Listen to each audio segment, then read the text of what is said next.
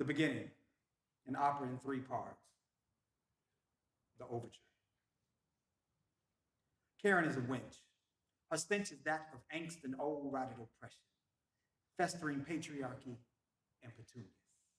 Years of her pedestal-based elevation threatened by her own inflated sense of entitlement and insatiable desire to be the center of everything has caused her own tumble down to a ground she never thought she'd stand on, without a gun in her hand, a nigger in her sights, and with her good white protector right there next to her. But he wasn't there. She was only ever an excuse. He never really gave a fuck about her. She was yet another convenient contrivance in his box of tools to rule the world, one upon which he could lay his rationale of her protection at her feet as a perfectly good excuse to beat his betters to their deaths. The bridge for him. I am your better, and I will not diminish myself to make you comfortable considering anything to the contrary. I am physically stronger, more mentally acute, and particularly spiritually connected. And this is not based on some misplaced sense of superiority, some reworked, rewritten, remixed history full of lies, omissions, and fictional additions. This is based on you, your actions, your work, your inexhaustible efforts to make the world believe otherwise. What other reason could it be? To try so hard to make me look less than if you saw me as so much more. It was never just about the free labor. If that was the case, your malicious mission to minimize my position in the minds of the population would have ended in 1865 as merely a faulty fallout from slavery. You make me see me through your eyes, through your resentment and envy, your agony, and simply being around me. And yes, I know it's only because you see me as your better, and you're afraid that I won't let you bask in my superiority. Your efforts to reduce me to a minority, despite the fact that you see me abundantly in every corner of the planet, taking for granted that I couldn't see myself behind the smoke screens you kept blowing, knowing that one day I would wake up and see you for you, and better still, me, for who I be, have been, and always will be. You are terrified, perpetually petrified that I'll hold a grudge for all the evil you've done. And you should be. You've done a lot. But even that won't stop what's coming, whether I am the one to deliver this justice or not. Dedicated to the elder pink veteran on the turnpike in Nassau Boulevard in Long Island, New York. The return. She loved the attention.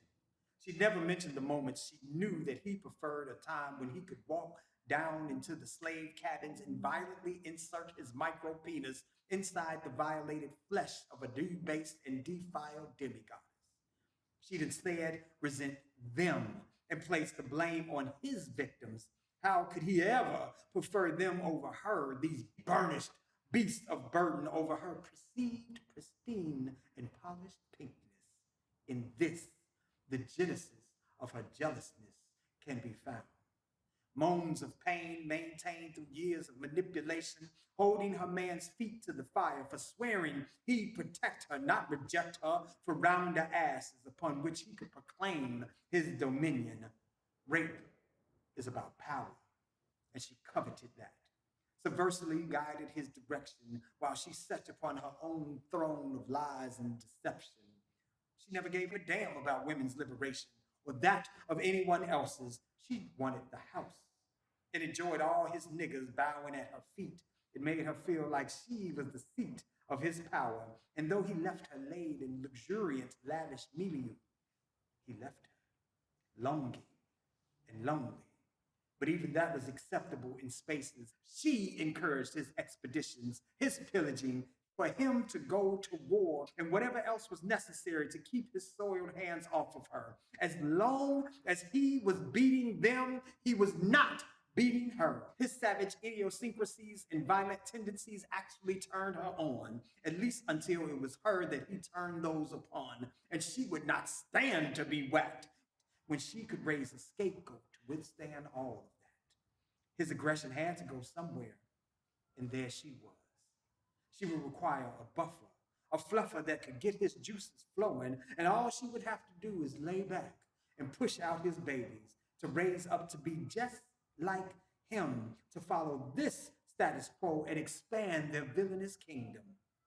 Karen is a princess, surrounded by pink castles, flying flags of her favorite colors that tower over towering towers and turrets. From this imaginary space of white unicorns and knights in unsoiled silver armor, she sits, perched, glaring down upon the crowns of those she has deemed her subjects, subjecting them to subjugation by way of passive-aggressive tactics to ensure that they recognize her strength of false firmness and fortitude she developed over the years of not having to do shit.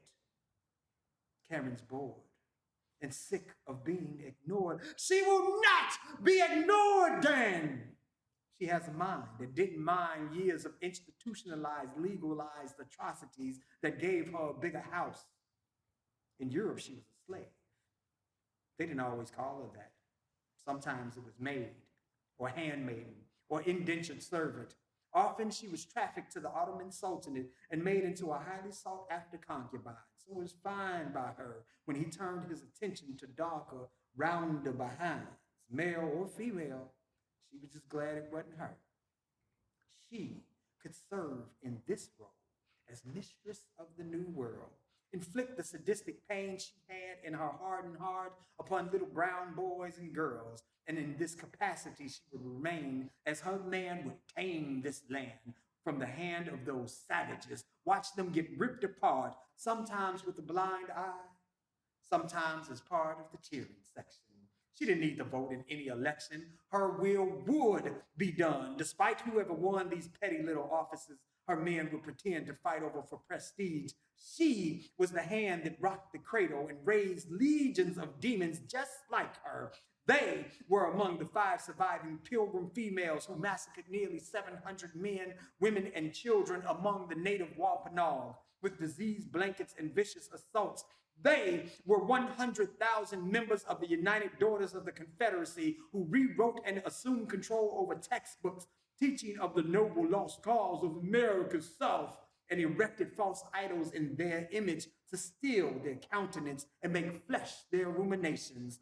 They were among the picnickers of America's 100 years of post-war lynchings, bringing their own children to watch other women burning, and so many bodies burned. The finale. Nah, man, Karen ain't new.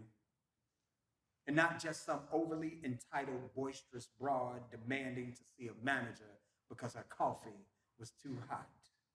Karen's got a history. Ain't never been a mystery to Black folks. The rest of y'all are just catching up.